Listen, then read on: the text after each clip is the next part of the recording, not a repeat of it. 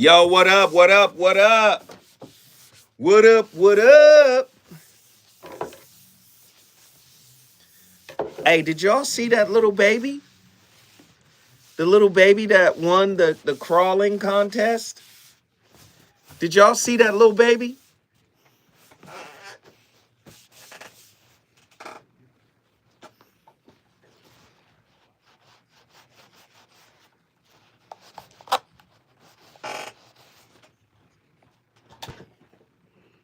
Beginning Saturday, March 8th. Testing 1 2 1 2. Sundays at noon. James Bond, the man who is the voice for Black Los Angeles. At KBLA Talk 1580. We've got your flag. Hey, so I'm calling your show, 'cause I need to know. Show me which way to go. The little baby that was crawling, that won the crawling contest. Just let me ask Ronald exactly what's going on, because it takes two to tango, and I need to hear his side of the story.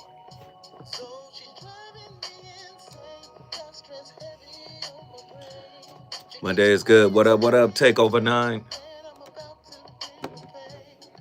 We seem to fuss and fight every day and every night. Please give some advice so we can see the light.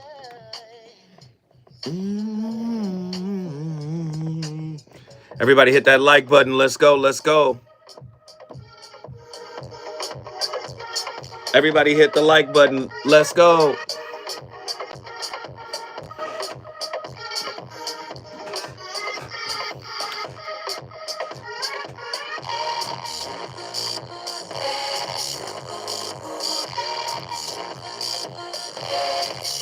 Everybody, let's go.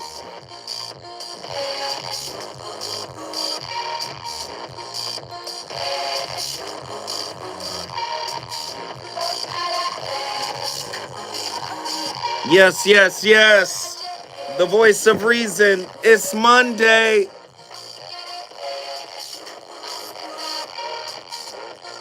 No audio? Testing, testing. Y'all can't hear me? 1 2 1 2. Can y'all hear me? Can you hear?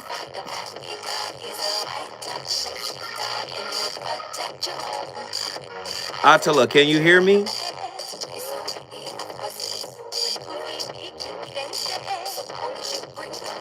Okay.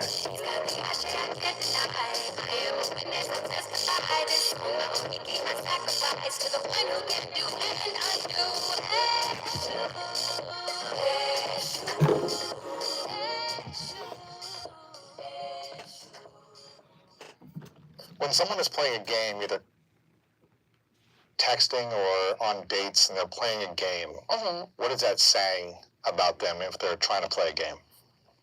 They're entering a relationship with a desire to preserve their ego rather than truly connect with that person. It's more important that they appear desirable than then they create something that is desirable between the two of them. So if it's a case of somebody hasn't texted me in a couple of days, I'm not going to text them in a couple of days, but I'm going to post a really pretty picture online. Or if a man is like, oh, she didn't answer me back, or she didn't compliment me, no, I'm not going to give her any compliments. What you're really signaling is, I'm so desperate to be loved that I'll push it away and make you think that I don't want it, just so then if you reject me first, I can feel like I saved my soul by not investing too much. So there is self-preservation, but in the process is self-destruction. Sadly. So, and I've been there. We've all been there. I think we've all been there. We don't want to look like the idiot. We don't want to look needy. But I always just say to people that if in the process of communicating your needs, you lose somebody or they think something less of you, you're just filtering out the wrong people anyway. The right person will appreciate the communication, they'll reciprocate the communication, and you'll build something. The wrong person will, be scared or run away or whatever it is, but you don't want the wrong person anyway. So it's a good filtering process. Effective communication is great for filtering out the wrong people. It's so interesting because, when I was starting to date Martha, my fiance, like just really the first date, I was just like, I'm going to share not all of me, but kind of all of me up front. And no games? Yeah, no games, just like, this is who I am, this is my flaws, this is my mistakes, this is the things I'm working on, this is, the things I'm good at, all these things. And I kind of was completely unattached to the result. Yeah. Like, if she likes me, cool. If she doesn't like me, at least she knows who I am. Yeah. No. We here to continue this deconstruction of modern day relationships, okay? Listen, the devil you detect is the inverse image of the devil you suppress. I know you don't want to hear it put that way. I'm here to deconstruct all you've ever been taught about relationships. That's the purpose of the Voice of Reason. Yes, that's the purpose. Tonight's topic, we're going to get into it. You know how easy it is to find something wrong with somebody else? Listen, man, I sit here cultivating these topics and engaging and interfacing with folk on a daily basis. And even when folk got good relationships with good people, ooh, them wounds will find something wrong. They will find something misaligned. I have something for you tonight, courtesy of Attila Phillips out of Houston, Texas. If you want to send me your topic ideas, all you have to do is email me at vor106@gmail.com. A sister from California, and I'm going to read when the next break.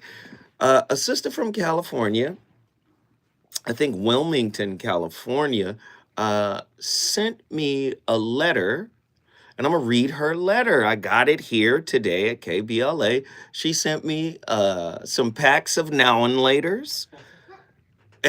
And she told me to lay off the Lysol. I get it. Yes, the Voice of Reason touching folks everywhere. But today's topic is a doozy coming out of Houston, Texas. Attila Phillips. The relationship one drop rule. A deep dive into relationship deal breakers. Is one deal breaker too many? Are deal breakers the best things you've ever had, or are they the one lesson you'll never forget? The deal breaker delusion. Are you ending relationships for the wrong reason? Here's the empirical support. Studies on cognitive biases, ergo, confirmation bias, suggest that individuals often misinterpret ambiguous behaviors as deal breakers based on past trauma rather than objective reality. No. I can't let you get off the hook. 1-800-920-1580. Did you hear it again? Here's the empirical support. Studies on cognitive biases, ergo confirmation bias, suggests that individuals often misinterpret ambiguous behaviors as deal breakers based on past trauma rather than objective reality. That's Tversky and Kahneman, 1974. Attachment theory, Bowlby, 1969, further illustrates how insecure attachment styles distort relational perception. Trauma or truth? How childhood wounds disguise themselves as red flags. Oh my God. Who's ready? No, seriously, who's ready for this kind of conversation? 1-800-920-1580. Get to your phone lines. Get ready. I need to talk to you now. I need to speak with you. I know you've been going through this. This is your topic. Tonight's the night. It's a Monday night. Come on, it's the night shift with the Voice of Reason. We're on complete fire already. Trauma or truth? How childhood wounds disguise themselves as red flags. Here's the empirical support here. Research on trauma responses, Van der Klook, 2014, indicates that unresolved childhood wounds manifest in hypervigilance towards perceived threats in relationships, Self-sabotaging behaviors rooted in abandonment anxiety can falsely amplify trivial conflicts into perceived irreconcilable differences. Rosenberg, 2018. 1-800-920-1580. Get to your phone lines. Get ready, get ready, get ready, get ready, get ready. The quantum entanglement of love. Can relationship deal breakers be redefined by energy dynamics? Here's the empirical support. Quantum theories on consciousness. Amit Goswami, who is one of our Indian brothers, he is a theoretical physicist. Amit Goswami, 2004, suggests that human connections operate on vibrational frequencies rather than static behavioral checklists. Spiritual Psychology, Hawkins, 2002, further posits that resonance determines compatibility beyond surface level rules for relationships.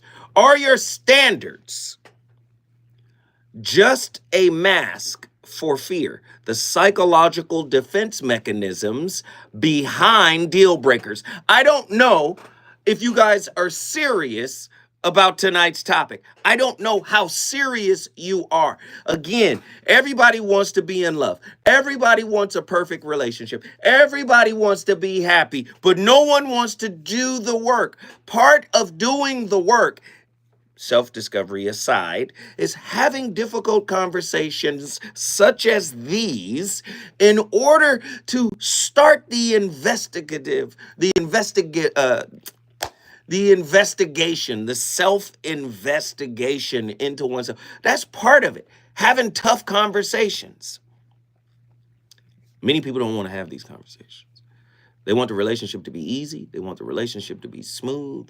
They want to get everything they want. They don't want to be seen, but they want to be seen. Do you see the cognitive dissonance there? They don't want to be seen, but they want to be seen. Do you see? They don't want to be heard, but they want to be heard. What do you mean, Zoe? They want you to see certain parts of them, the best side. They want you to hear the sweetness and the coolness and the vibe, but they don't want you to hear the loneliness, the abject fear, the abject pain, the thing that they've been pushing down this whole time. Are your standards just a mask for fear? The psychological defense mechanisms behind deal breakers. Here's the empirical support. Psychoanalytic frameworks, Freud, 1920, Klein, 1946. First off, we cite in sources, but this is from the dinosaur days. These ideas are different now. Describe defense mechanisms like projection and displacement, where rigid relationship boundaries often serve to protect the ego from confronting unresolved fears of intimacy, loss, or vulnerability. Y'all want some of this? Is it a red flag or is it a red wall that you built around an unhealed wound? Come on. Hyper-independence versus emotional avoidance. Which one is it? Are you hyper-independent naturally? Or is your hyper-independence a mask for emotional avoidance? Are your boundaries just a trauma response? Lord have mercy. Come on, is it a red flag? Uh-oh, here go another topic. Y'all about to be mad. Is real love the real red flag? Ooh. Let me tell you something about unhealed wounds. Ooh, unhealed wounds does not want real love. Yeah, people say, no, Zoe, that's counterintuitive. No. A real wound wants unconditional love. It wants it without giving up its identity. Do you see? The wound has integrated itself into your identity.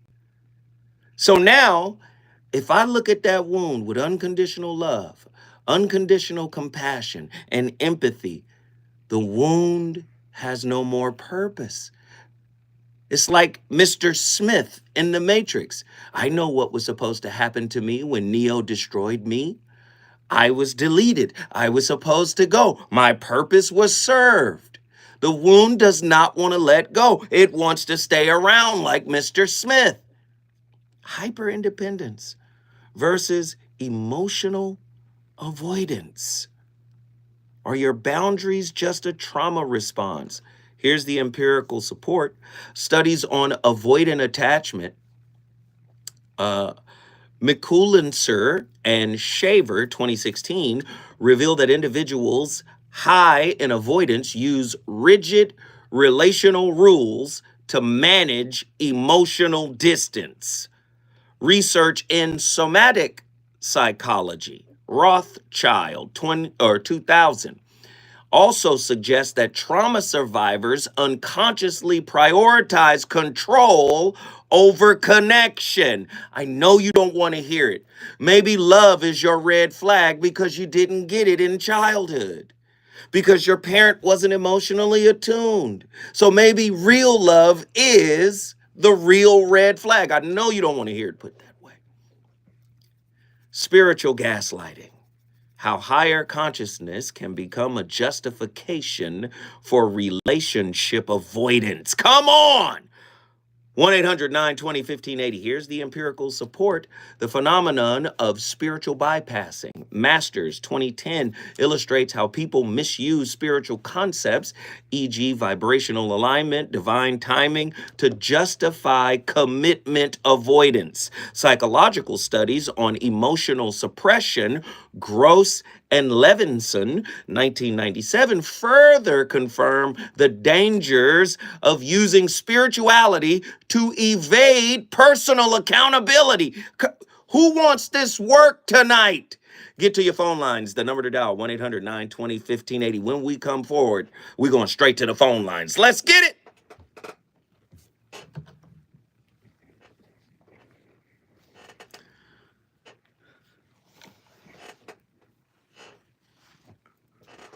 What up, what up, what up? What up, what up?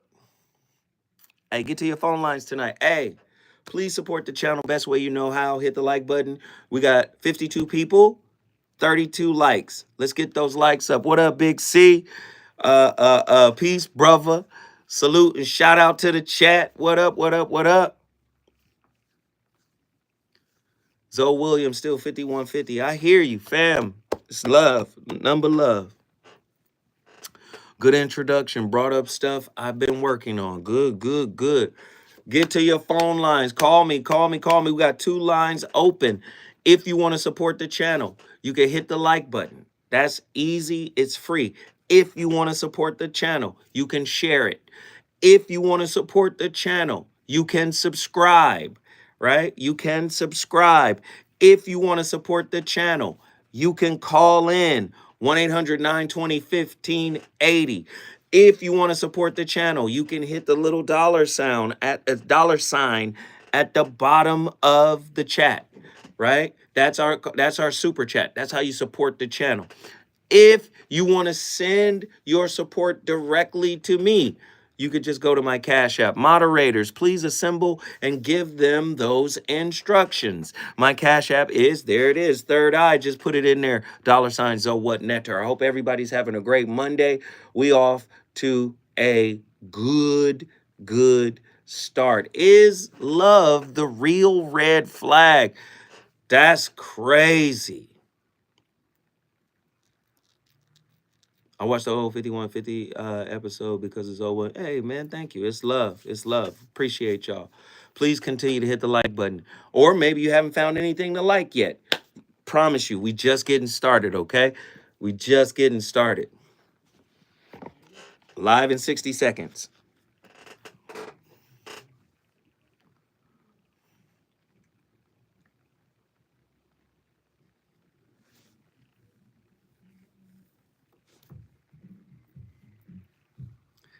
Did anybody see that little baby that was racing, that won the crawl contest? Did anybody see the baby?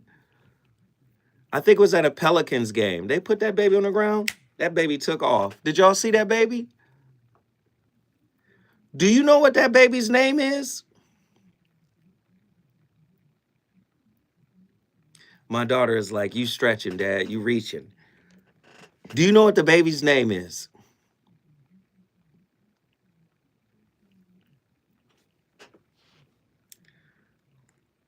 Do you know that baby's name is New? New. New Ballins. That's the baby.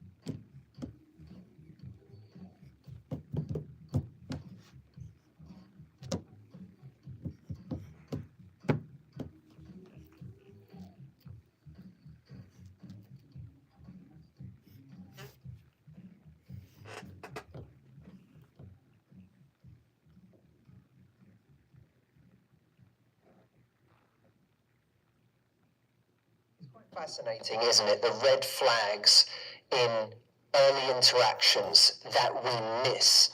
And I was made aware of one in particular that's a really interesting one that I think a lot of people miss by one of my Love Life Club members on a live coaching call I did with them the other day. By the way, for those of you who aren't a member right now of my Love Life Club, you can join for a 14-day free trial at askmh.com. So I'll leave that here for anyone who wants to go and check out that membership for themselves and be perhaps on the call with me where I coach you. This particular person said that she had met a guy right at the beginning of COVID. They had stayed in touch over the course of COVID. They hadn't seen each other during that time. And then at one point, they were able to see each other in person. She lived in London, he lived in New York, and she flew out to see him in New York.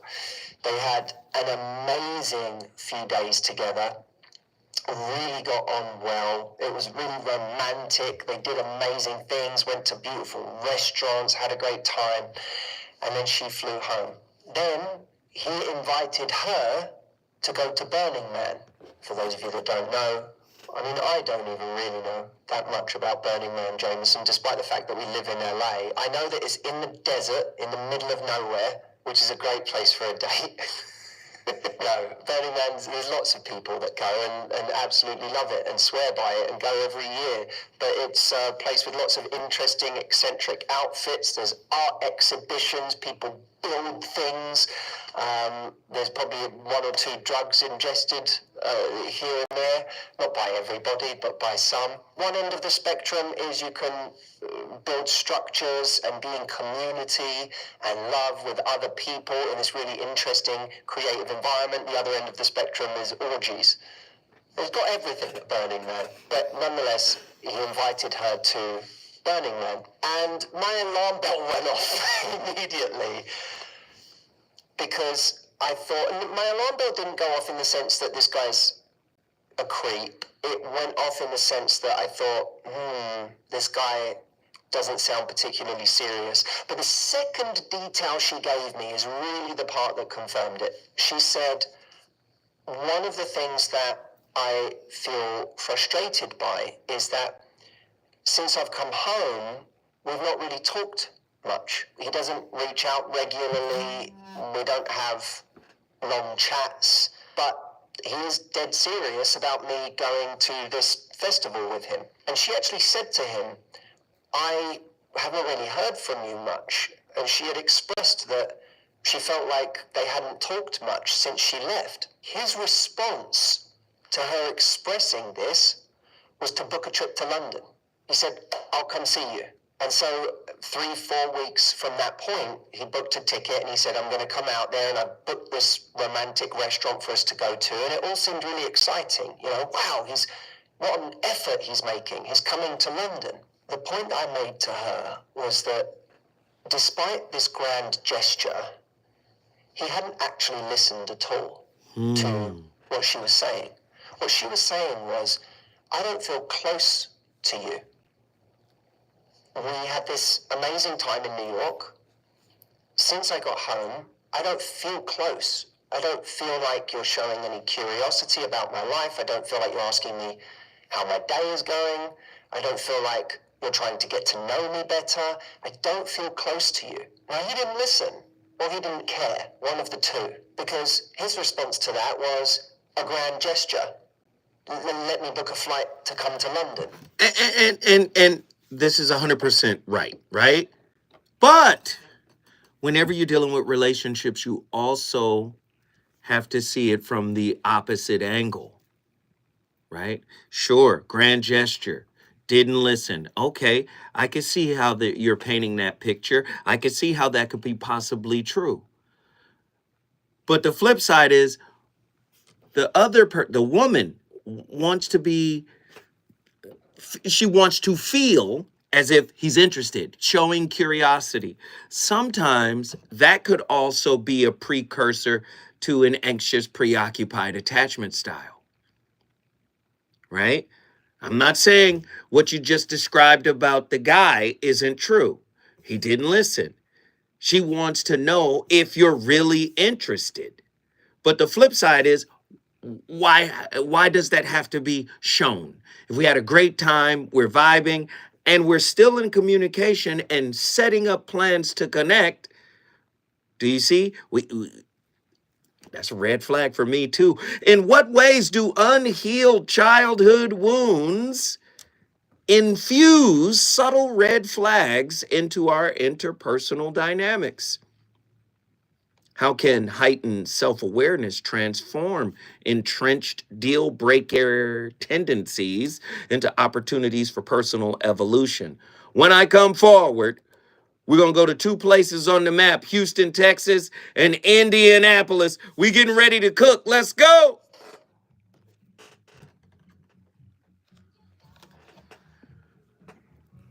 They're sitting in gardens. EK Garden says 75% of what? The relationship sounds new, though it doesn't work that intensely all the time. Sometimes folks aren't committed to a new relationship. Stuff takes time. Absolutely. Oh, snap. Mr. Squints made it. Who is Mr. Squints? What up, what up, what up? Everybody hit the like button, hit the share button. Let's talk, let's talk, let's talk.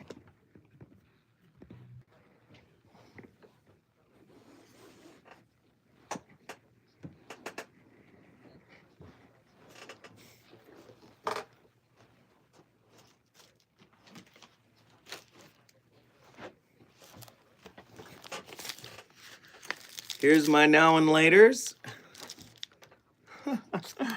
And here's my letter from Wilmington, California.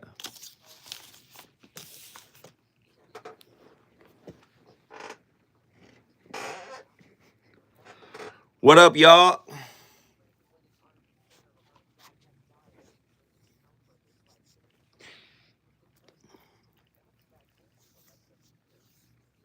Let me see, are they soft? No, they're not.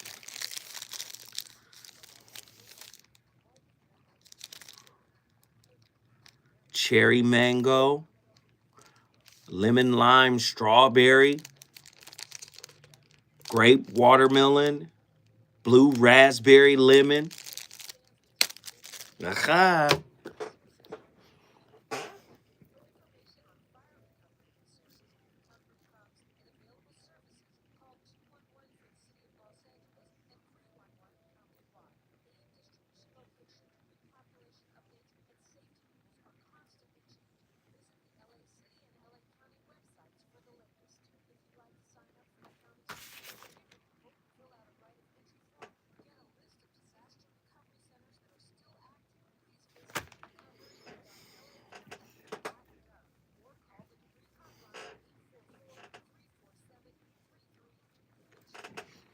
What up, John Gilbreth? We're doing good on the likes. We only need 4 more likes, but we're doing pretty good. Jack Brazen in the building. Everybody, put your city up. Put your city up. What city y'all repping tonight?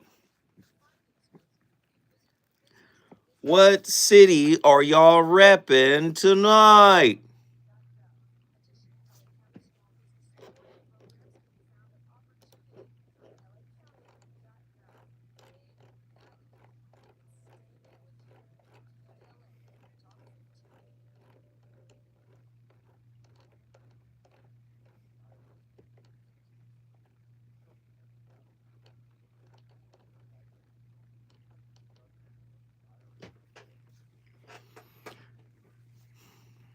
Pretty Brown Mimi and Zinga. What up? What up? Providence, Rhode Island. Call in, Providence. I don't know if we got a call from Providence before. Maybe we have. Mountain View, Hawaii in the building. Who else we got?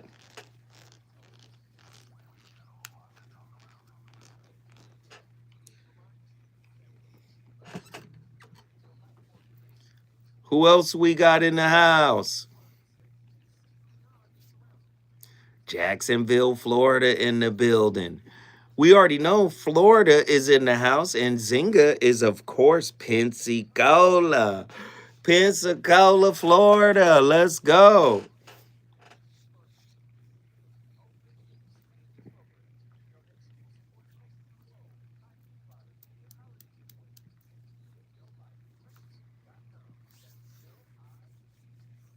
I guess nobody else wants to say where they're from. All right.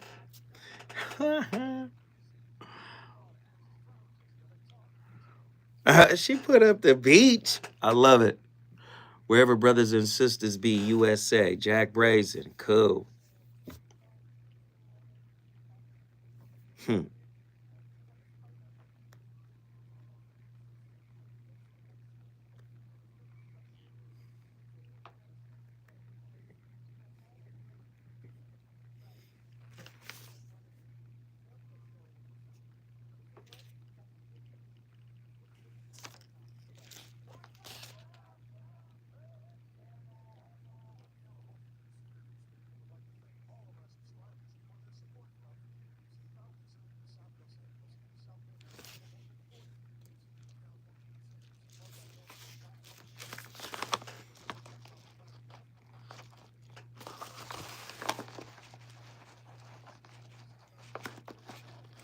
Sup my N word. Okay.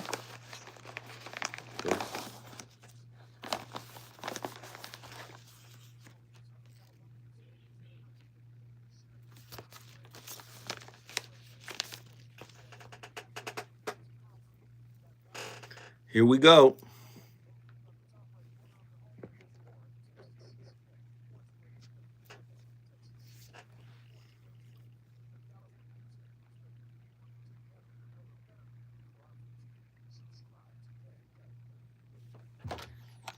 Trolls be trolling, yeah.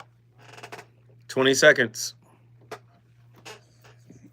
Thank you guys for getting us those likes.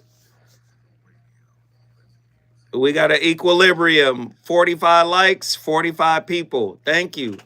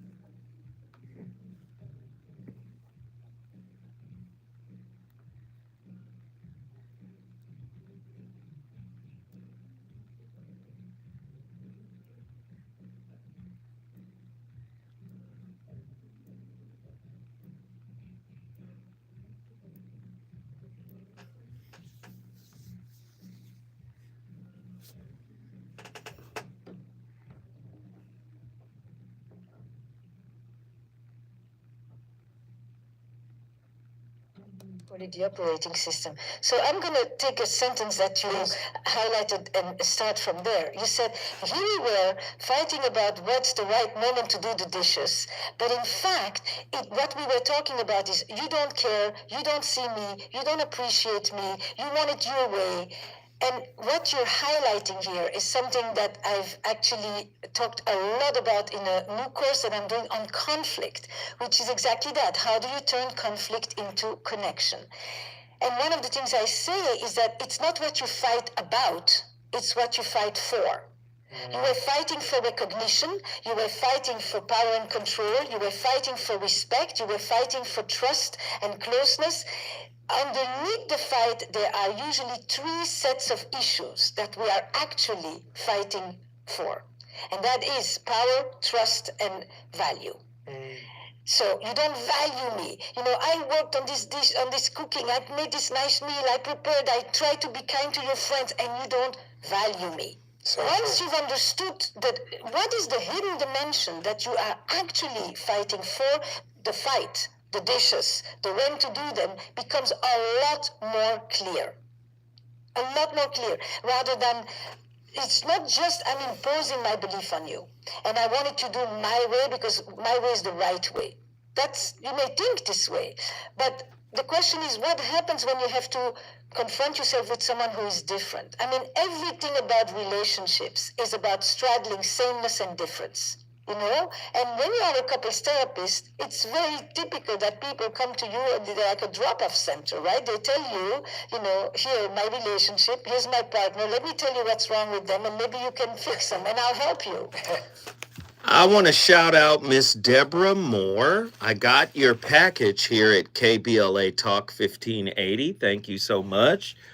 Her note is Mr. Williams, Zoe. Even though we've spoken over the phone, I did not get that chance to say thank you for what I've learned from you. Oh, maybe you can replace all that Lysol with some essential oil spray. We need you around. Deborah M. Thank you, Miss Deborah. She sent me some now and laters. Lord have mercy. Well, thank you for tuning in to the Voice of Reason. I do my best. Tonight's topic is deep, though, and we got callers on the line. I want to get to them ASAP. The relationship one-drop rule, a deeper dive into relationship deal breakers. Is one deal breaker too many?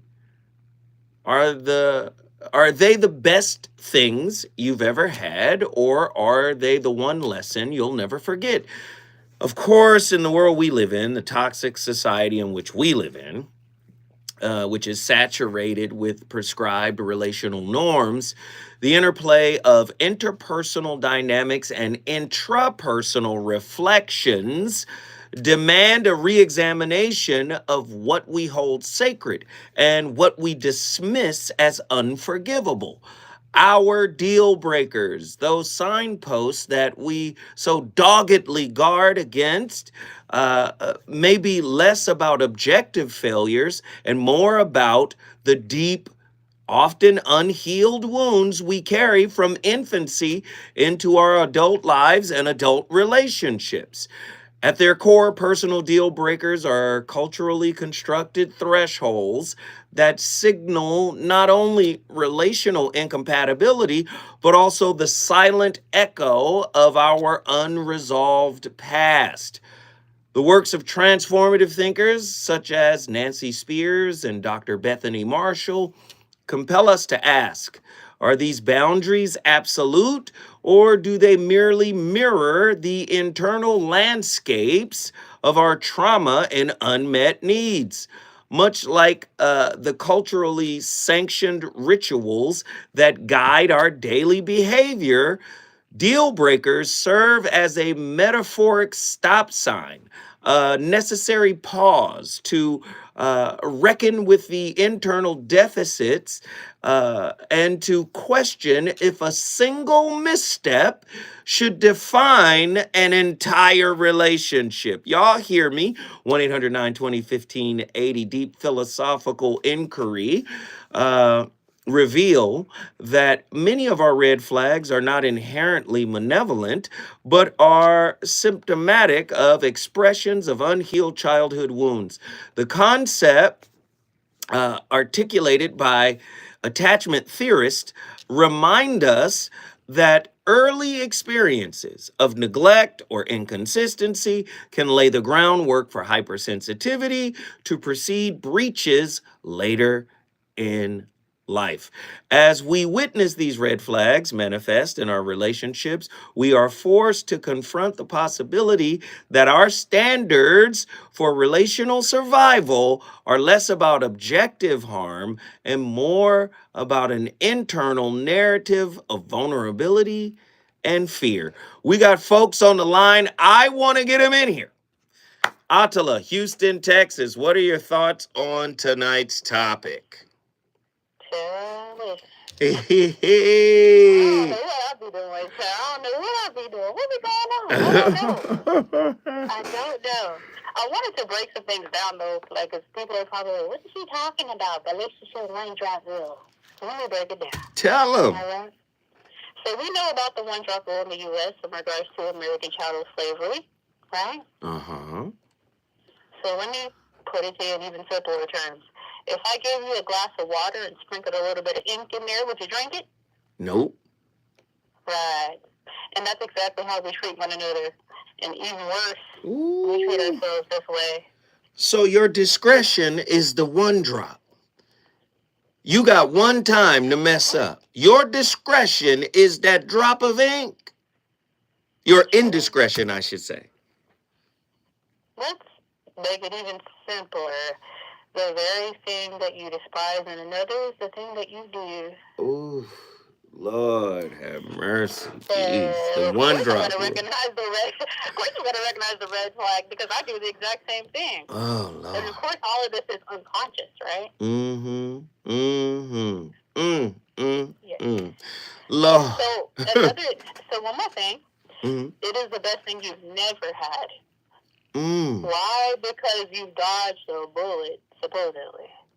Ooh, say more about But that. I can only dodge a bullet when I know it's coming, and I know it's coming because it's me.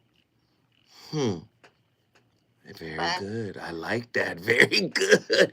Attila So the from best thing I've Houston never be had. cooking. Yeah, We're, so the best thing I've never had versus the lesson that you'll never forget. You mm. either dodge the bullet or you run because you're too afraid to have the actual lesson and experience what it is you need to experience. So are you saying the lesson Mm-hmm. is tantamount to being spiritually shot, wounded?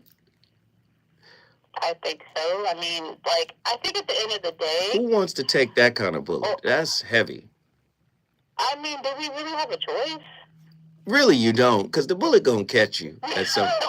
Yeah, like I feel like the Most High be sending like them heat-seeking missiles. Right, you turn the corner, the bullet follow you. Yes, because it's meant to hit you. And so Right. I guess my question would be, in the event that you have ascertained that this is a quote-unquote red flag, right? Mm-hmm. And it is revealed that that actually is within you, can you cop to it? Can you say, actually, you know what? The very thing that I'm so afraid of that I see within you is actually within me. Maybe I need to work on that. Ain't nobody copping to nothing. You talking about accountability? Wait a minute, hold on.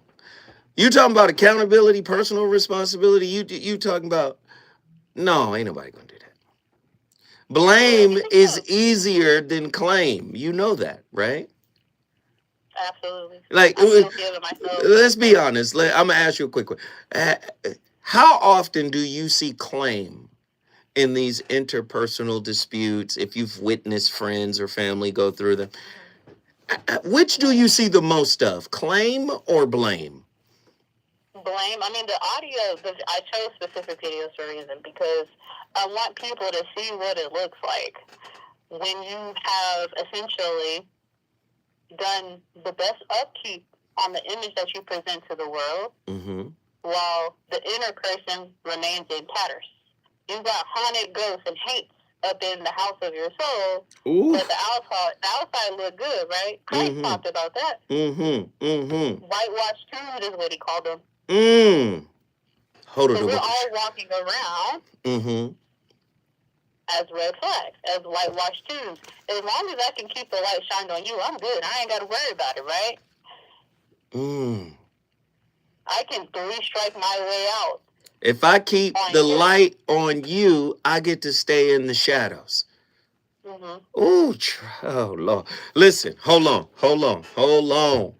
You know I got questions. Just stay with me. Don't go nowhere. When we come forward, I'm going back to Houston, Texas before I bring that boy in from Naptown. Y'all already know what it is.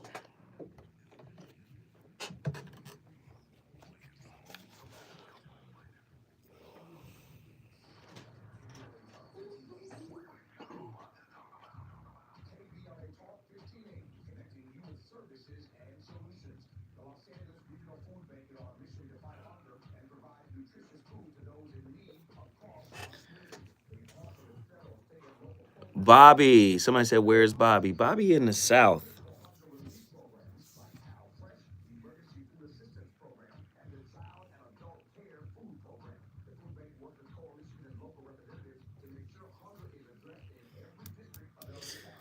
Attila, when I come back,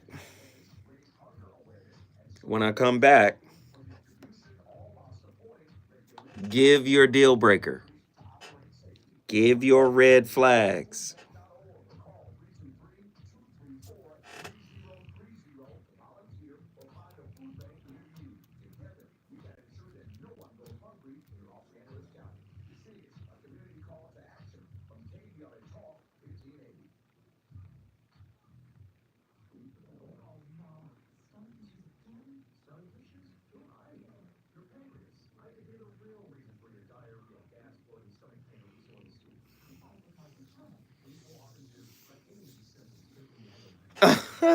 Pretty brown Mimi. That first hour up out of here.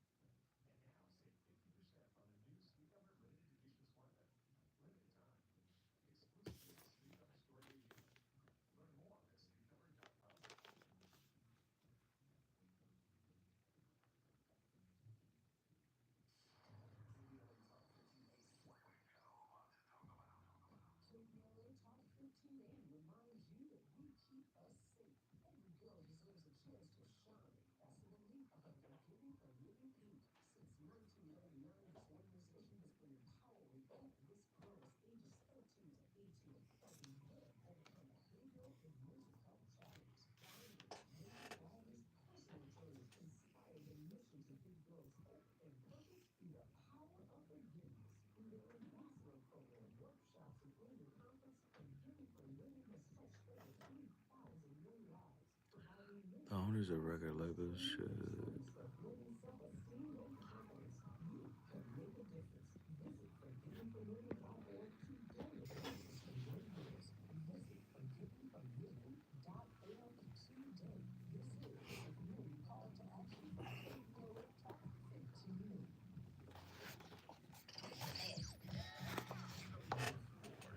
It's the voice of reason with Zoe Williams on KBLA Talk.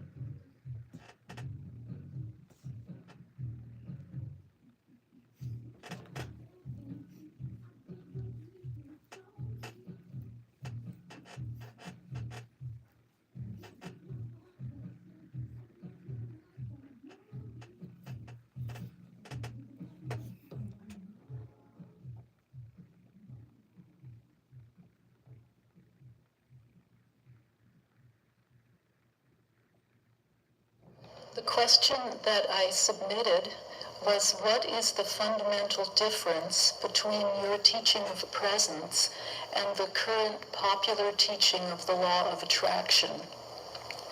Behind that teaching is really a question about desire. And I have always felt very drawn to the Sufi teaching, which says, hidden deeply within my desire is the desire of God. And yet, the law of attraction people are saying you can have or do or be anything you want if you think and feel in a certain way. And I always feel a red flag when I hear that, because I think the ego could go wild with that. So my question is there a deeper, fundamental level of desire which is not of the ego? Thank you. Thank you.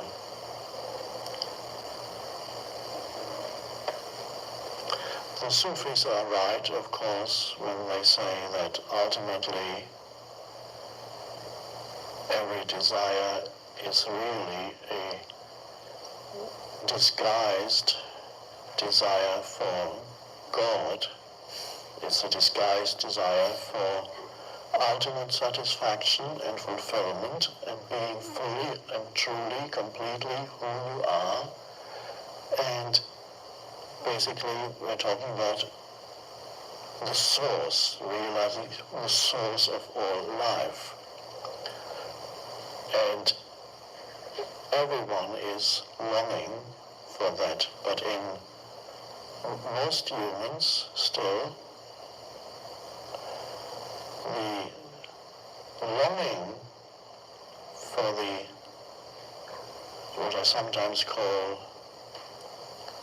the return journey to where you came from, the source of all life, but never really left the source. Of course, it's not really a journey, but it's words.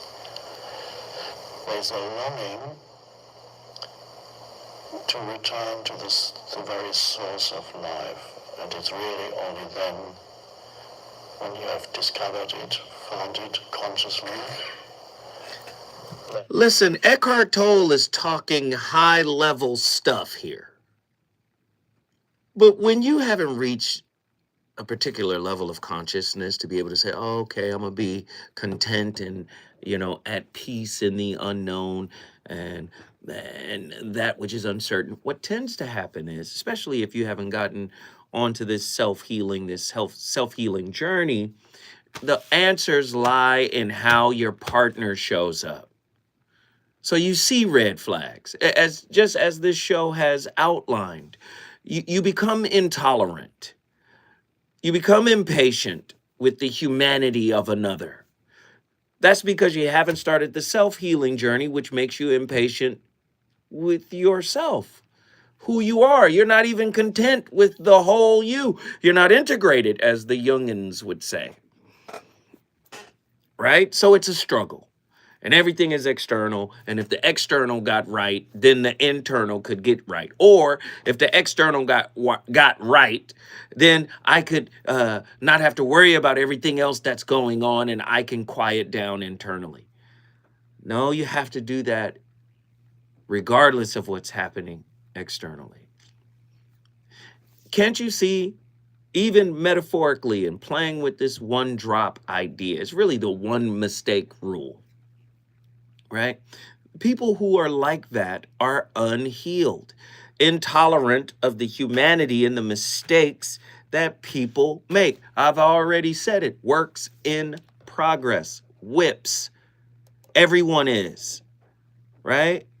Including yourself. And not everybody who loves you, not anybody who loves you is supposed to kind of contort and comport themselves to those parts of you that are unhealed. And it's nice to have people who might do it, but at some point, they might start feeling a certain way if they're not appreciated or acknowledged for it, especially if they themselves are unhealed. Attila from Houston, Texas. What are your red flags? Here we go. No, don't whisper now. You. I said deal breakers. I'm gonna start with the deal breakers. Deal right? breakers and red flags. Let's go. I mean, red flags wise, to be honest, I'm not really. Okay, I'm not wait. keen on it only Wait. because. Wait, Huh? but before you give it to me, we got to move forward because we're at the end of the hour. But when we come forward at the top of the hour, you have a little time to think about your deal breakers, right? And your red flags. The voice of reason going to keep this fire lit. Let's go.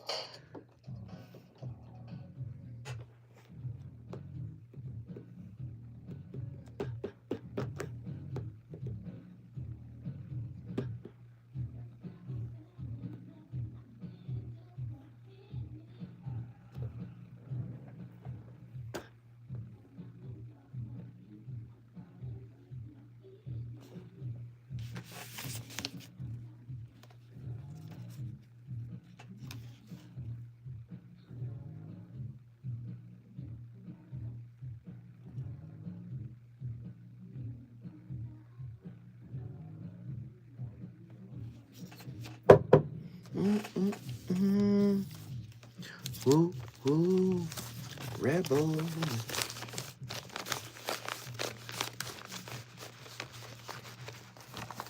I think so, Jack.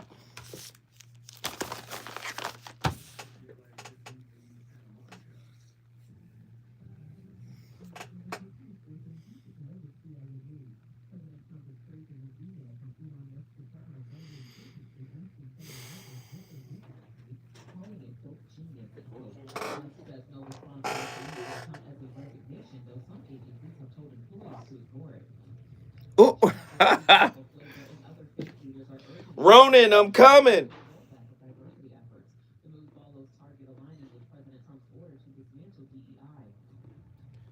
Oh, please call in Pretty Brown Mimi. That is good.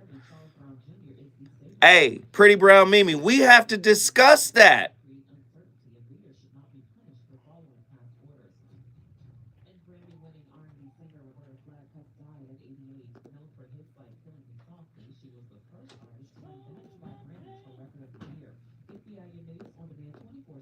No, that's something.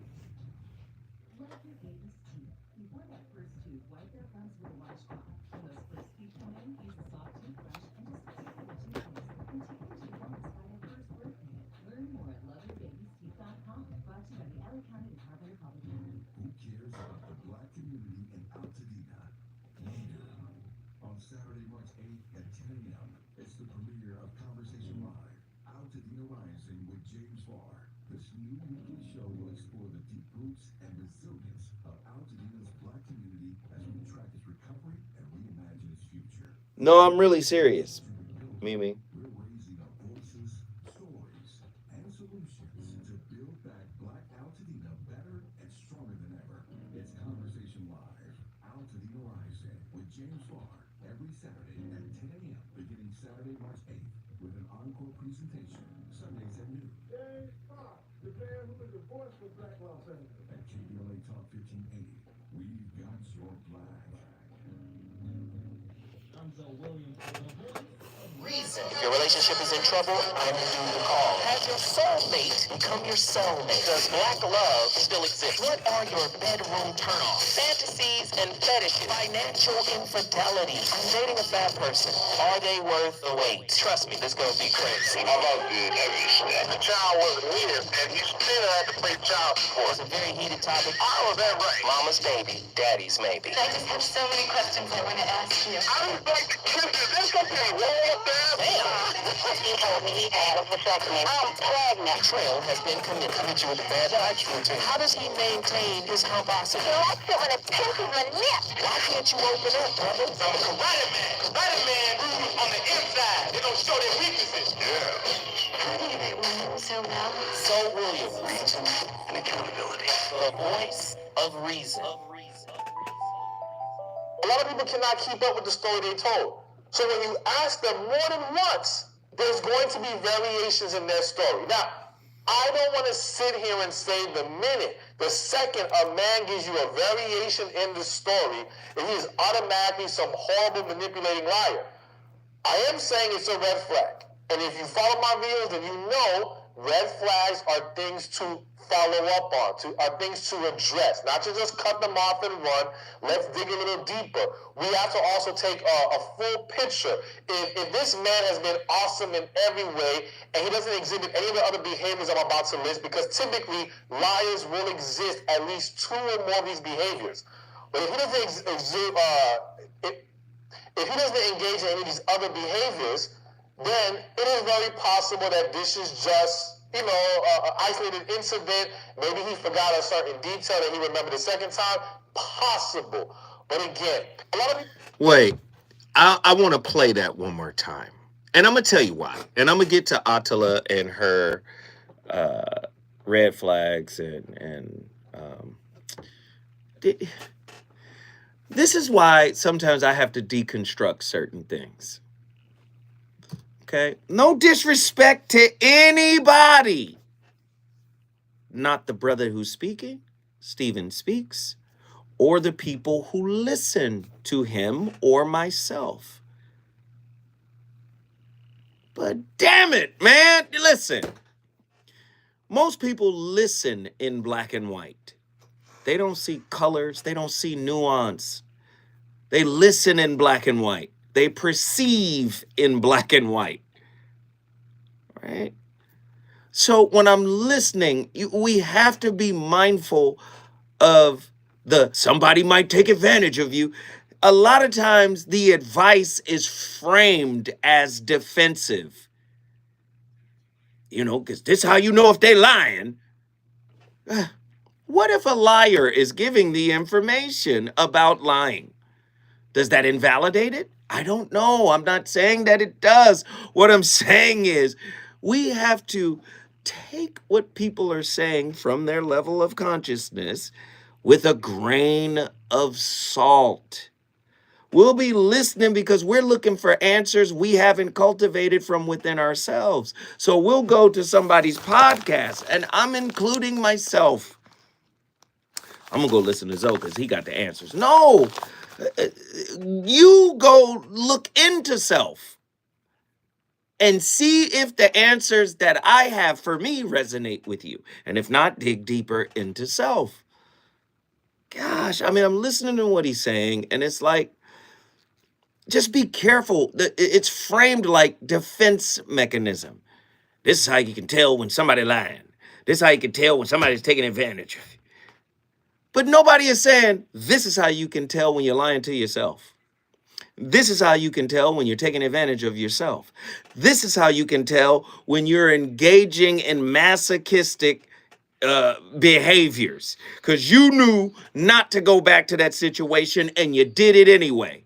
You knew this person meant you no good and you did it anyway. You knew this person was going to run when you leaned in, and you leaned all the way in like Michael Jackson in Smooth Criminal. You knew that this was ill-gotten gain, but you did it anyway. Do you see? You knew you was tying up your laces to run away from something that was probably good for you because it was revealing something to you about you that you didn't have the strength or the resilience to deal with. We need to hear that narrative. Play that clip one more time. Listen to how he frames it. And at a certain level of consciousness, absolutely, this is 100% correct. I'm not trying to besmirch the brother's information. I'm just saying we have to be careful of how we frame things. It's all defensive. It's all, the problem is outside. It's not internal. Play it. So when you ask them more than once, there's going to be variations in their story. Now, I don't want to sit here and say the second a man gives you a variation in the story, that he is automatically some horrible manipulating liar. I am saying it's a red flag. And if you follow my videos, then you know red flags are things to follow up on, are things to address, not to just cut them off and run. Let's dig a little deeper. We have to also take a full picture. If this man has been awesome in every way, and he doesn't exhibit any of the other behaviors I'm about to list, because typically liars will exist at least 2 or more of these behaviors. But if he doesn't if he doesn't engage in any of these other behaviors, then it is very possible that this is just, an isolated incident. Maybe he forgot a certain detail that he remembered the second time. Possible. But again, a lot of people cannot keep up with the story they told.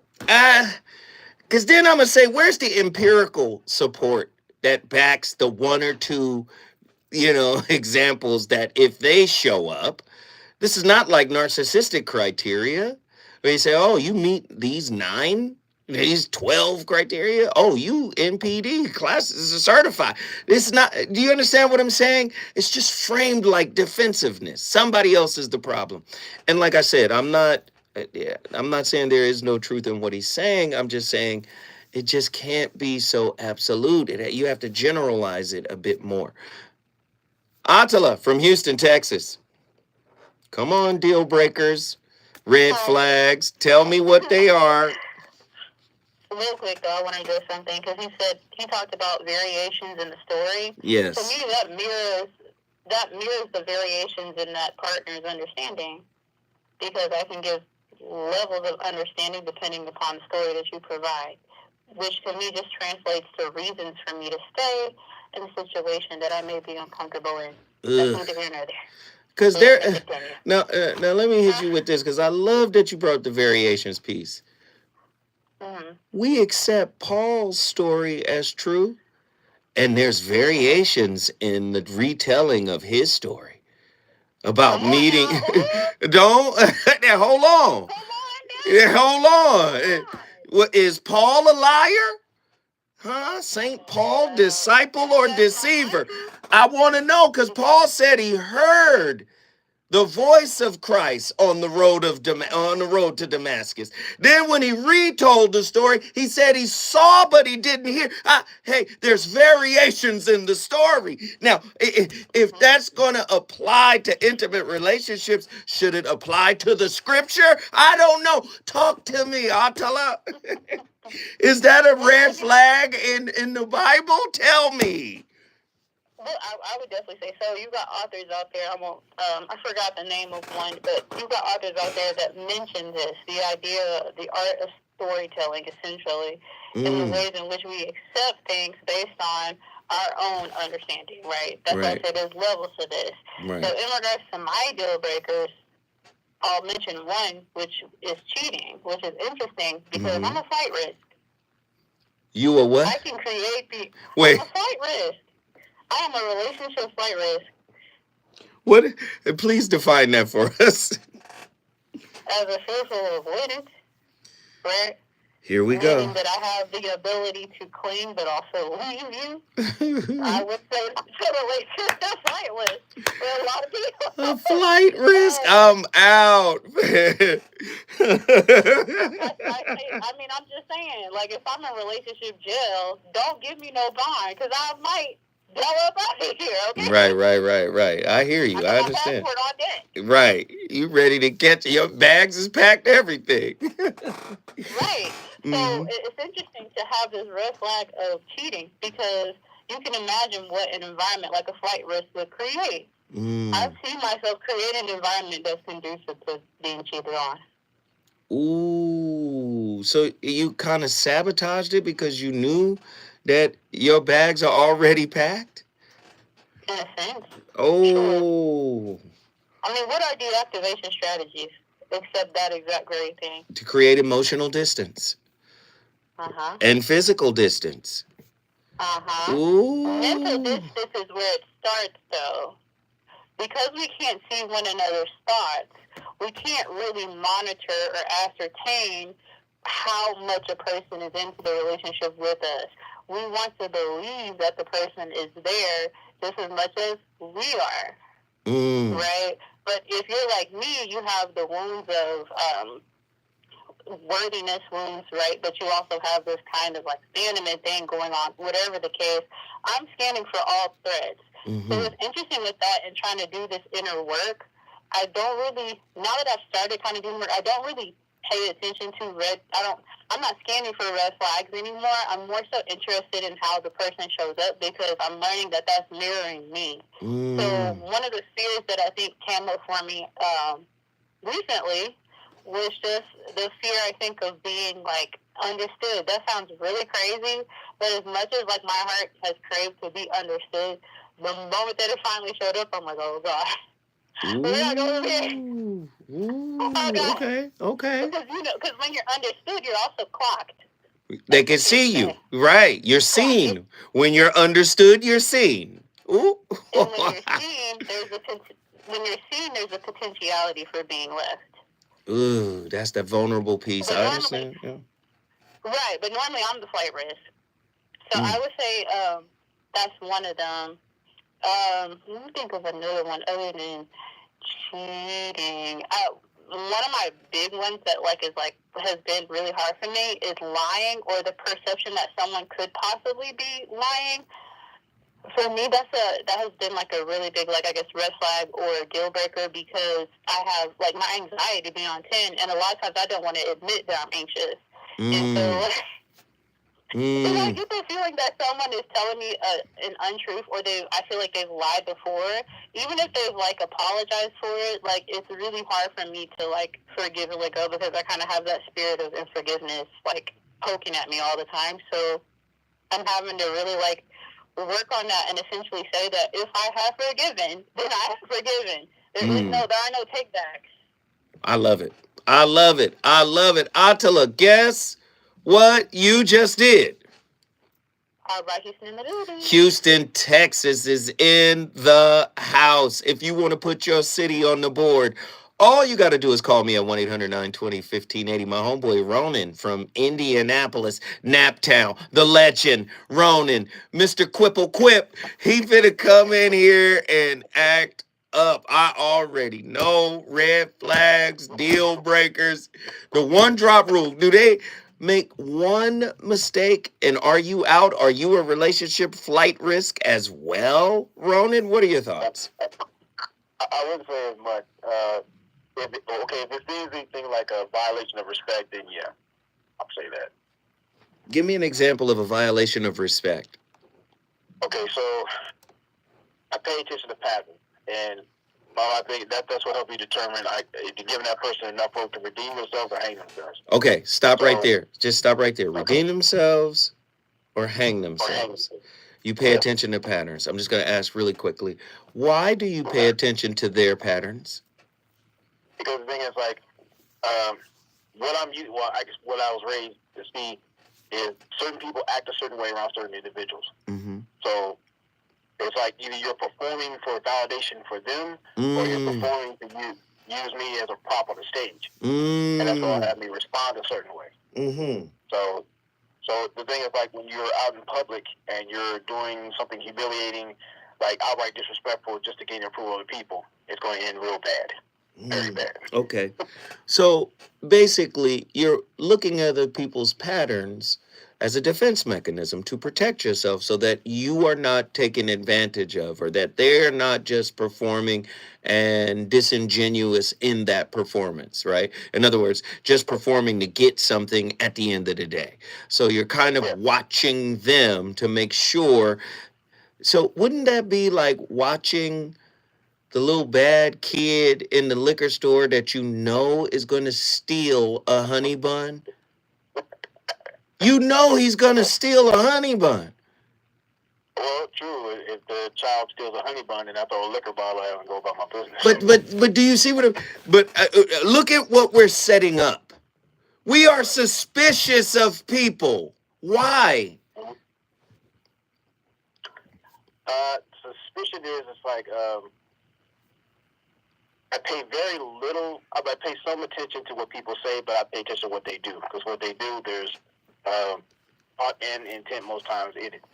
Okay. So it's like the thing about respect is like when I'm around certain people, I know their boundaries. I know how to act, how to be to respect those boundaries. Some people wish to violate those things, I guess, either to prove a point or just to show where they stand. So go deeper. Let's go deeper. Do you pay more attention to their patterns or your own? Pay attention to my own. That's great. Because I would be willing to wager that 99.99999% of all of humanity is paying attention to their patterns over their own. But do you see what I'm trying, the framework that I'm trying to establish here, right? Yeah. Everybody else is the problem. Their flags are red.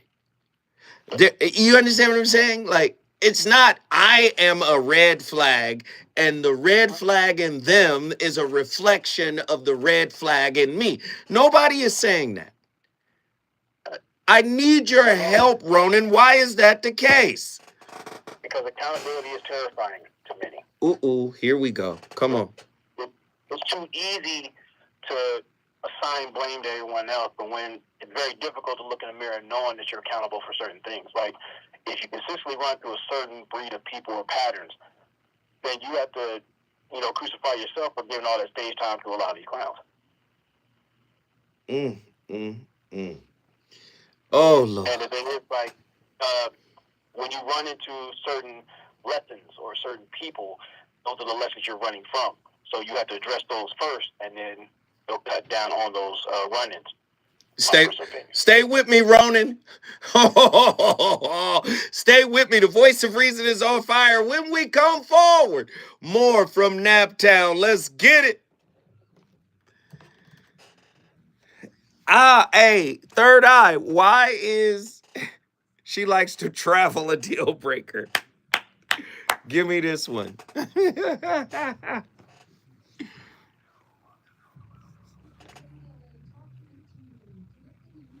Please explain. I want to know. Girl trips. I'm listening.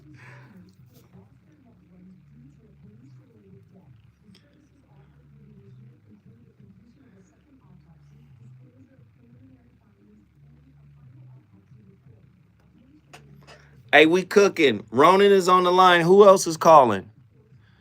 Travel equals the streets become.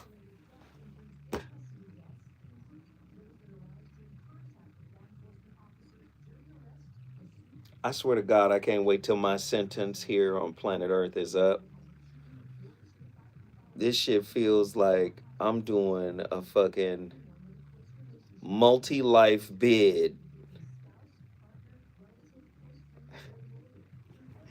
You know what it feels like? It feels like one of them wild ass sentences. Brother, you are sentenced to 1,000 lives.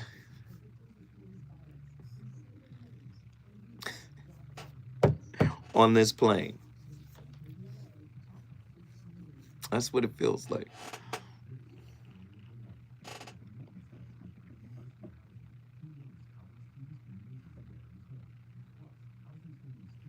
I didn't make the rules. I just played a game. I can hear the streets calling in my future voice. Yo, give me a call. Somebody call me right now. I want to know. 1-800-920-1580.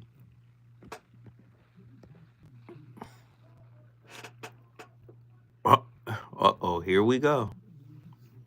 Here we go. Passport.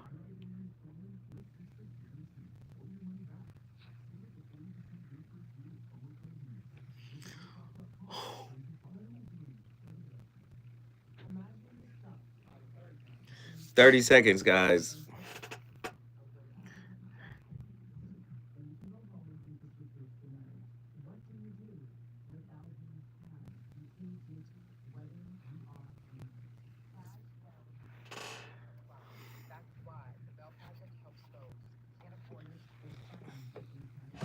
My family, y'all, man, y'all be wildin'.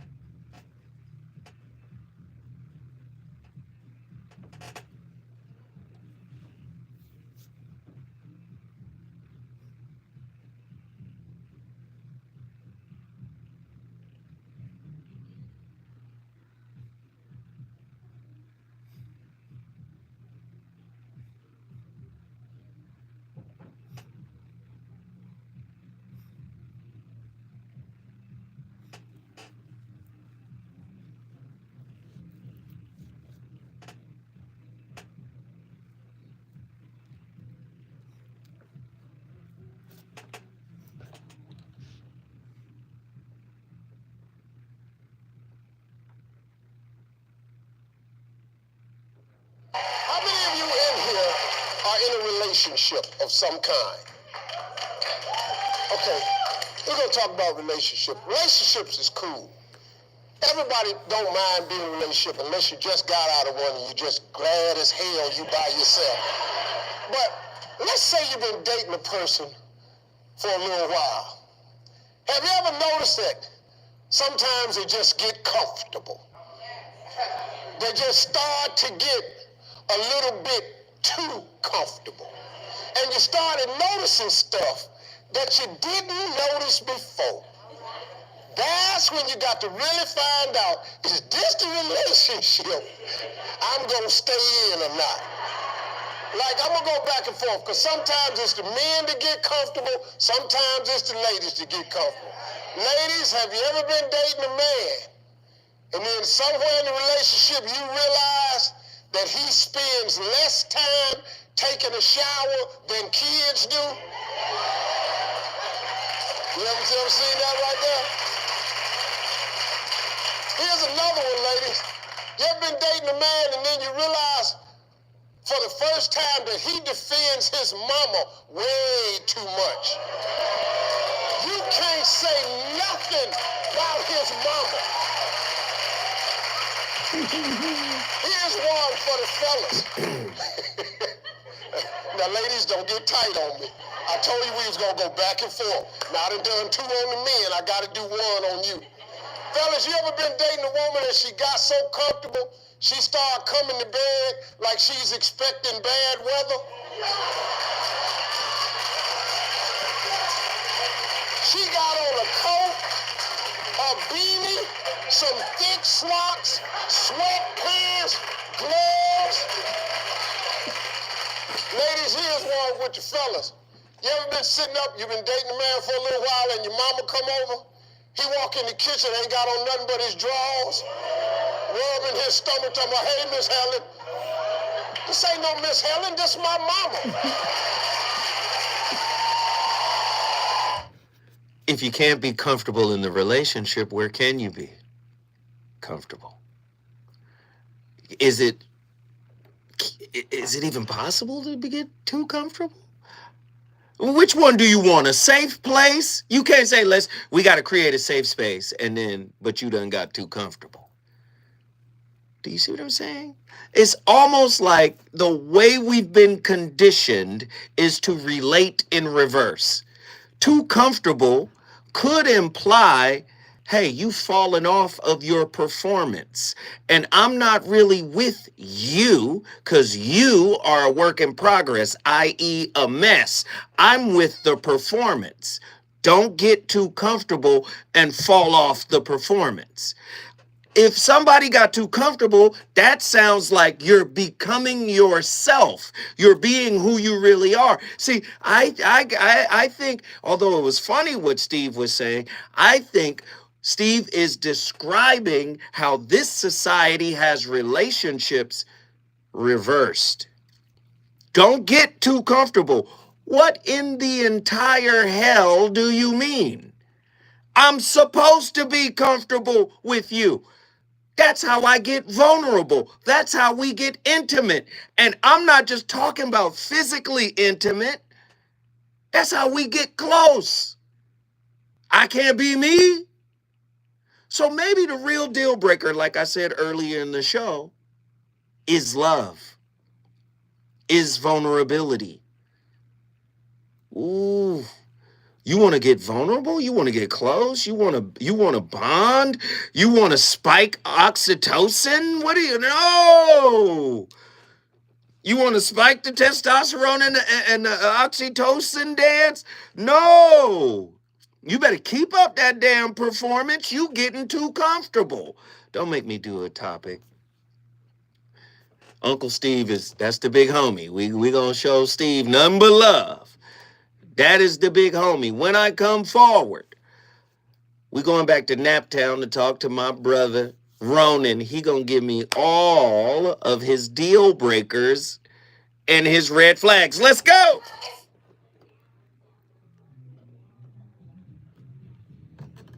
There's no such thing as ungodly love. That just doesn't even make sense. Demonic love exists. See, what? Would it in fact be love at all if it's demonic?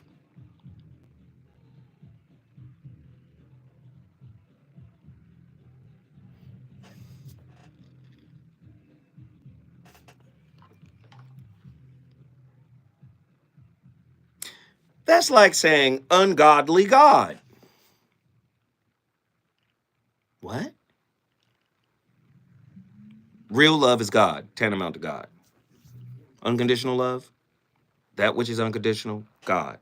For God so loved the world that he gave his only begotten Son, that whosoever believeth in him shall not perish but have everlasting life. I'm going to sacrifice my son. My son is the sacrifice, like the old ram, the Azazel, the scapegoat was in Abraham and Moses' time. But in my time, the New Testament, my son will be the scapegoat. That's unconditional love. Would you give up your child to save humanity? Like a lot of times people are saying oxymoronic things.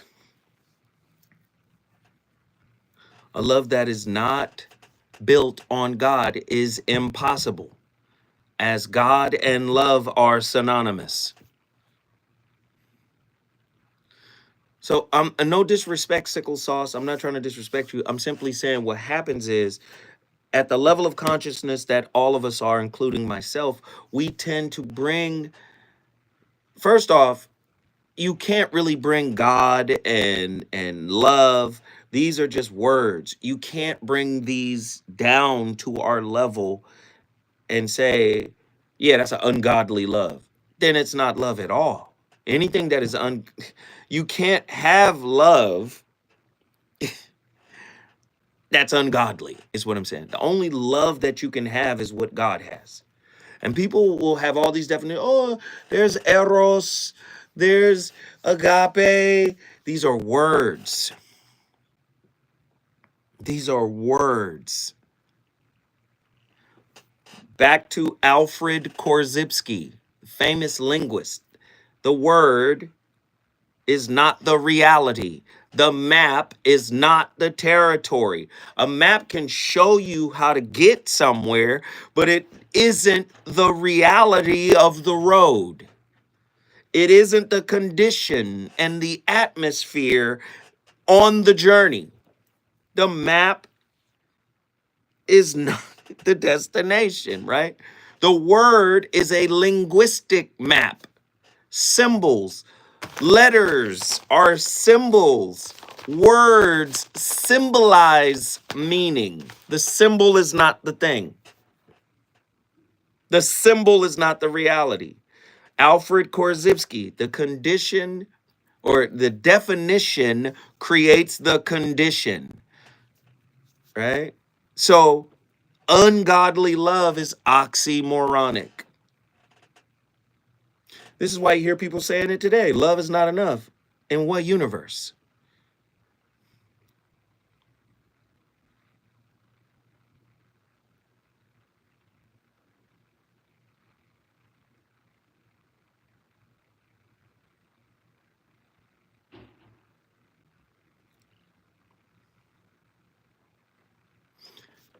From time immemorial, mystics talk about whether it's Shamsuddin of the Sufis, whether it's Arjuna of the Hindus and the Bhagavad Gita and the Mahabharata, right? The great civil war.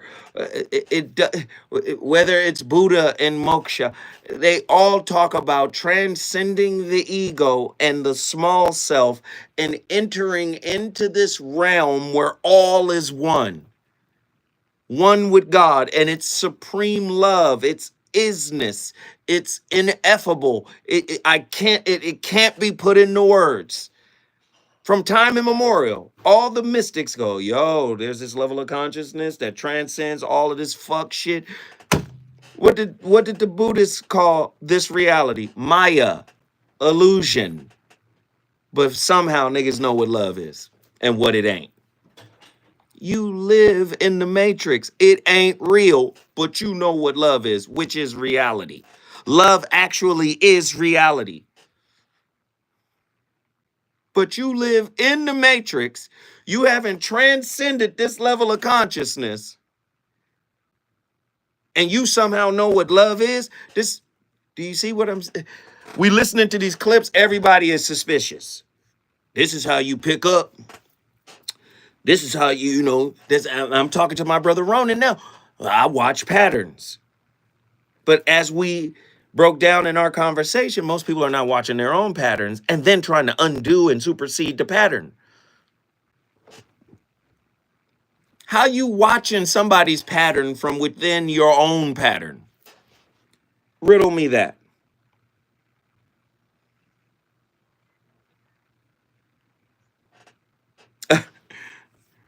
John Gilbert said, check fire.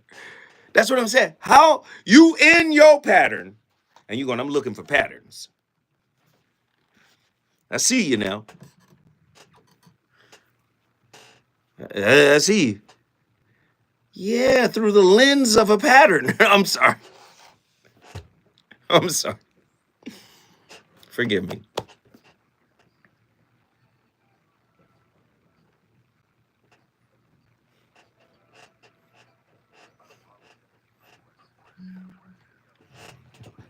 I should have said that on the radio, I guess. But that's what the behind the scenes are.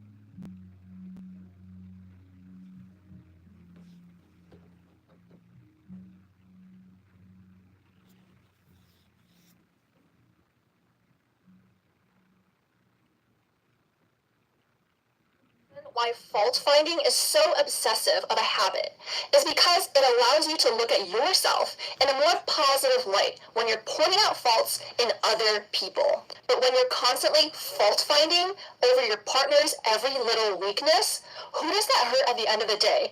Because you will end up lonely and sad because you constantly push others away. On the flip side, when you're able to focus on the positives of your partner, you bring out the best in each other. You complement each other instead of constantly insulting each other. The team will be stronger. Your relationship will be happier, and your partner will be more loving towards you because they feel uplifted by you instead of torn down. Yeah, we know about the slight collectors. We know. Are you a slight collector? I'm just interested to know. The number to dial is 1-800-920-1580. Let me get my brother back in here. You know who he is. Ronin, Naptown. Yes, sir. Here we go. Deal breakers, bro. Red flags. Red flags. Those who believe a situationship is a functional relationship. Wow. No, let's peel that back. Oh, wow. That's it. That's interesting. That's a red flag for you, right?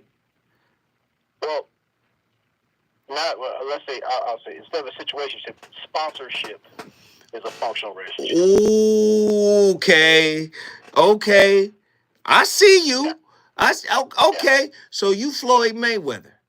it looked like you finna do a pull counter with the right, but you hook it and then it's a right hook. Okay, I see. So, because I was good, I was going to counter that with every relationship is a situationship because everybody is a work in progress. But you caught me. I would have got knocked out. I would have been Ricky Hatton. It looked like a pull counter just straight right, and then you hooked it. Oh, I see. Sponsorship. Wow. That's a red flag. Got you. Give me more. Let's see. Women who are short but sexy. Oh. Why are short, sexy women red flags? No, I said short but sexy. Those who look good, but when she starts talking, it's like I'm not. I told her I mentioned the whole thing. Wait. I told her I mentioned the whole thing about 3 squints. Wait. Wait. Hold on. I'm not letting you do that. What? Is that a thing? Listen, I missed the latest colloquialism. You didn't say what I thought you said, did you? I said that short but sexy is when she's intellectually thorough. When she looks good, but when she starts speaking, you start questioning how does she survive every day. Now all my clinicians are going to be like, don't let him pathologize. Wow. No disrespect to my neurodivergent fam. Ain't nothing but love over here, man. Wow. Here go Ronin. All right, keep going. Red flag. We listening. If her car or her residence is messier than a petting zoo, I have questions.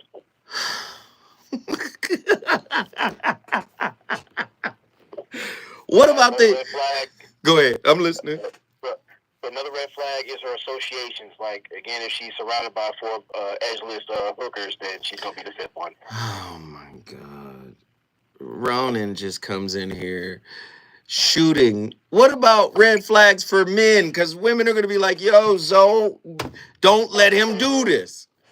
For the fellas, it's like, I pay attention to his associations. If he's surrounded by a bunch of bums who are going nowhere, he's going to be in line to be the next one, too. Right. I pay attention to the words of affirmation or defamation he speaks to himself.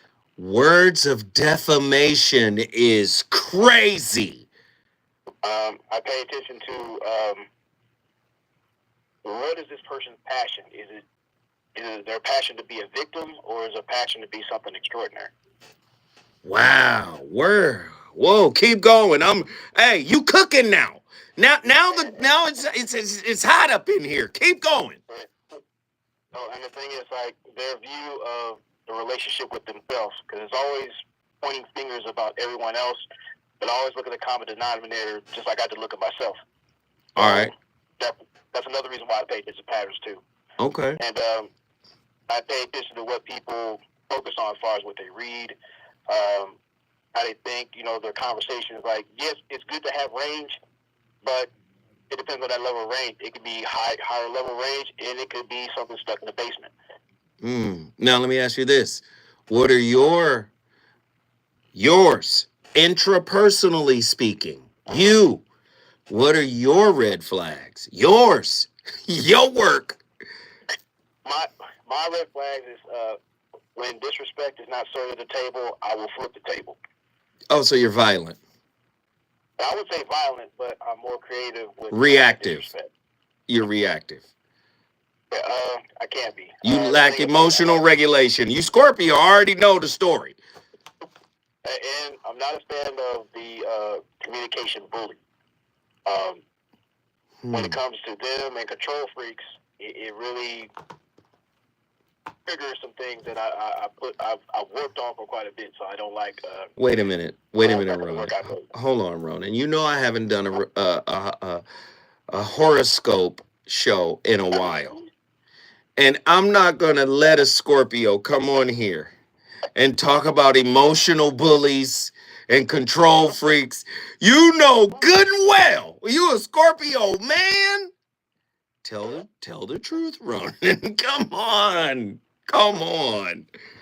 I've tampered down on that. Yeah, it's like it's more situational. Most times I look for giving people more empathy than I give myself. That's probably something I'm still working on. Yeah, that's But big. I try to listen, to people, especially when, they're going through something. I give them that time and space to express themselves. Mm. Um, But you got to start with you, then give to them. oh, You gotta yeah. you gotta pour into them what's left from what you've poured into yourself. Yeah. That And I've makes been sense? doing that. Okay. Yeah, it makes perfect sense because I've been getting in the habit of not just paying myself, but really tapping into a lot of things I love to do, just as far as like with art and other things like that. So that way I come correct, and there'd be an air of reciprocity, when I show up. But when the disrespect is there, it's something different. Man, we got to do a show about disrespect because we have to address that. But let me just say this, brother. Guess what you just did? Just blew up Indianapolis. He just blew up Indianapolis. Ronin from Naptown always comes in and shows completely out. When we come forward, what I can't see who when we come forward, we're gonna keep this fire lit. Let's get it.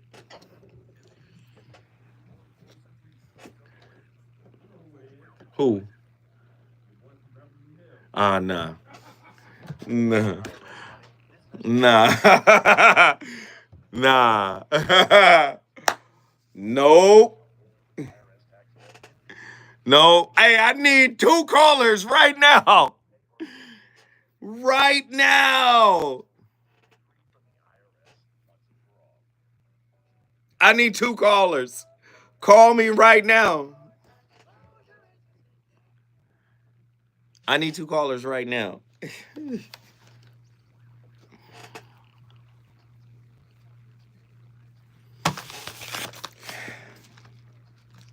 I gotta talk to you about this.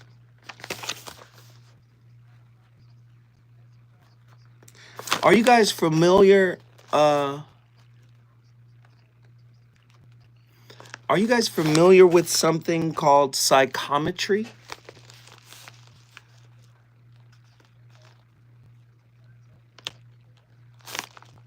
Are you guys familiar with psychometry? Psychometry. It's like touching something and getting a vision or picking up an energy or vibration. Psychometry.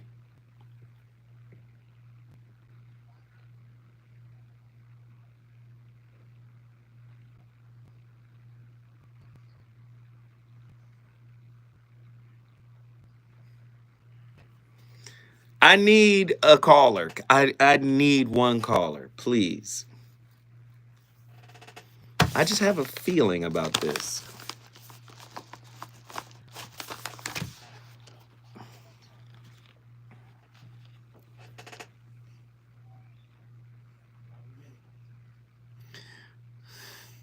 There go Ronin.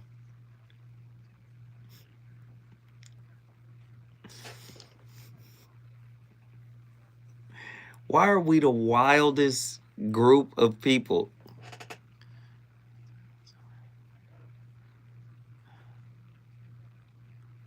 No. I'm washing my hands immediately.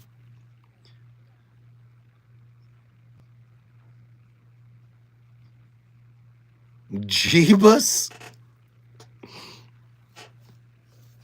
Jeebus is crazy.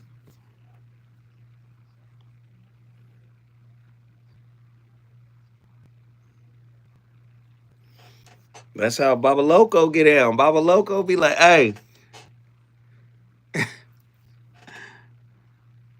No, I understand exactly. You ain't got to tell me. I know. Thank you, Ida.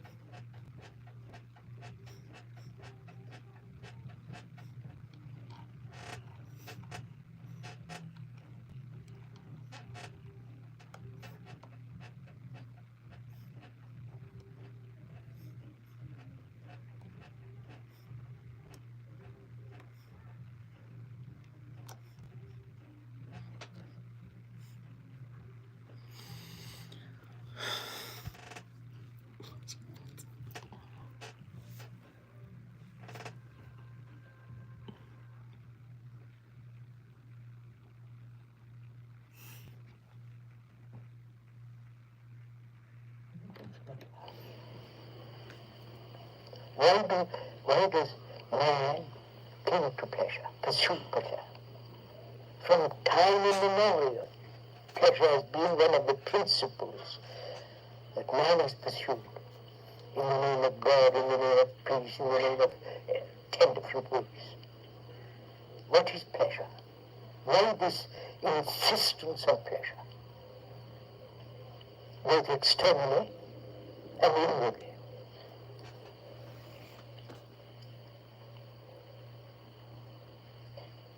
Is pleasure a memory?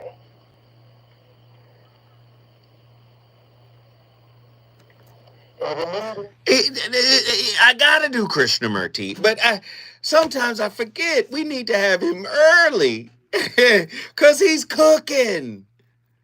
Listen, man, in alignment with tonight's topic, listen to what he said about pleasure, right?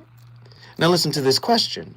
Do the red flags we notice in others represent projections of inner turmoil? Or do they signal genuine mismatches in energy and intent? I don't think you can know that unless you get internally neutral. Internally neutral. I don't think you can know that.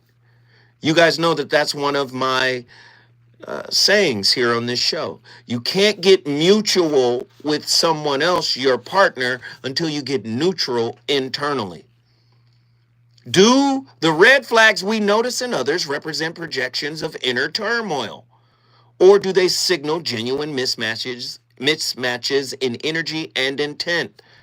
Both factors are at play. Research and attachment theory reveals that insecure attachment can lead to heightened sensitivity to perceived threats, essentially projecting inner turmoil.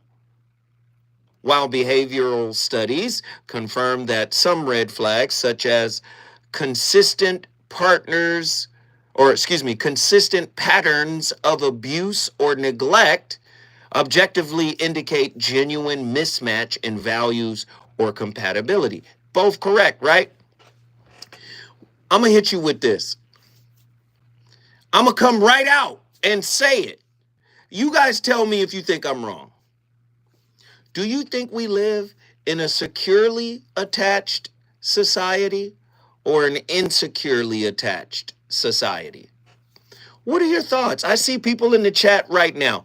If you had to wager on it,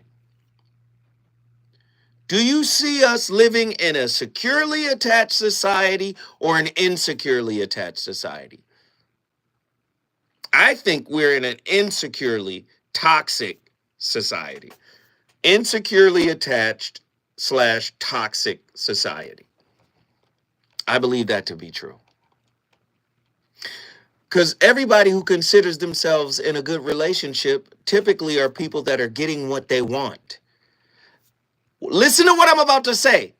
They're typically getting what they want, but they're still not being who they are.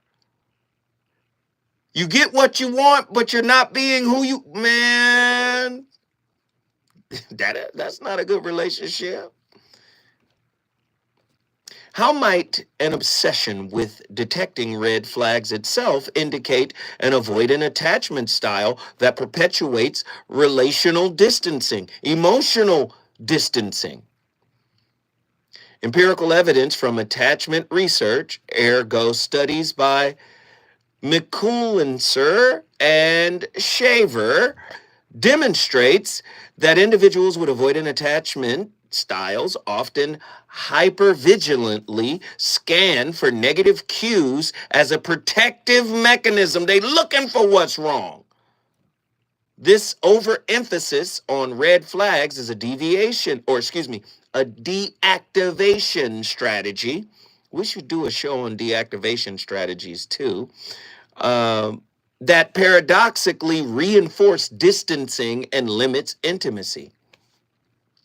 In what ways can a deep dive into our metaphysical core reframe relationship challenges as portals for transcending ordinary experience? Interdisciplinary studies in transpersonal psychology and mindfulness based interventions suggest that exploring one's inner metaphysical beliefs fosters cognitive reframing. By viewing challenges as transformative rather than purely problematic, individuals can access deeper levels of resilience and growth. A finding supported by research on mindfulness and stress reduction. I don't know if people are all that comfortable with mindfulness yet. I think mindfulness scares people. Andy, your thoughts? Mindfulness scares people because when you start getting mindful, you start seeing yourself. And when you start seeing yourself, you be like, oh, I don't want to see that. And I don't want them to see that. I'm telling you, spirituality hurts. It's ugly. It's scary. That's the real scary. Let me get Flossie from Atlanta, Georgia in here. Atlanta, Georgia. Flossie, you're on the line. What are your thoughts on tonight's topic? No, I'm not Flossie. I'm the Flossie Sickler. And my thoughts are there's proof from previous callers that red flags can come from inner turmoil. Because if you're saying something like, oh, a person that travels is a red flag, or things such as that, it shows that you have not done the work to heal from your previous relationship. So as soon as you recognize someone doing something that led to hurt in your previous relationship, that's going to trigger a hurt in you and make you think that all people that take this action is because of this. I love it. I love what you're saying because you're saying don't speak in absolutes. Not everybody is like that. And because maybe you have experienced a negative experience with that, giving that example from the chat, I agree with you. Not everybody is the same way. You can't judge a book by its cover. Just because somebody is doing a certain thing doesn't mean they're doing it for nefarious reasons. I appreciate you for bringing Atlanta, Georgia in the building. Listen, I start the conversations. It is really up to you to finish them. Zoe Williams, the voice of reason, always on complete fire. And you know, this week we got topics lined up. We got heaters lined up all week. I can't wait to get them going. My playlist has been my co-host. We were trying to do Jimmy Jam and Terry Lewis, but Lord, Janet.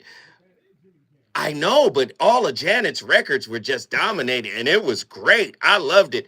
Hey, I can't wait until tomorrow. When we come forward, we got another barn burner. I'll see y'all tomorrow. Deuces.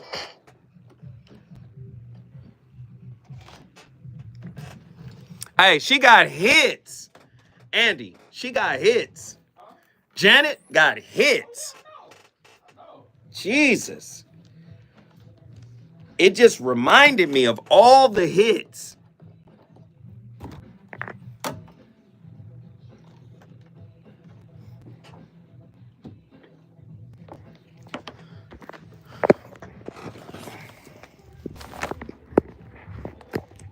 Yo, great show tonight. Appreciate everybody for the love. Appreciate everybody for tapping in. Zoe Williams, voice of reason. I'm outie. Deuces.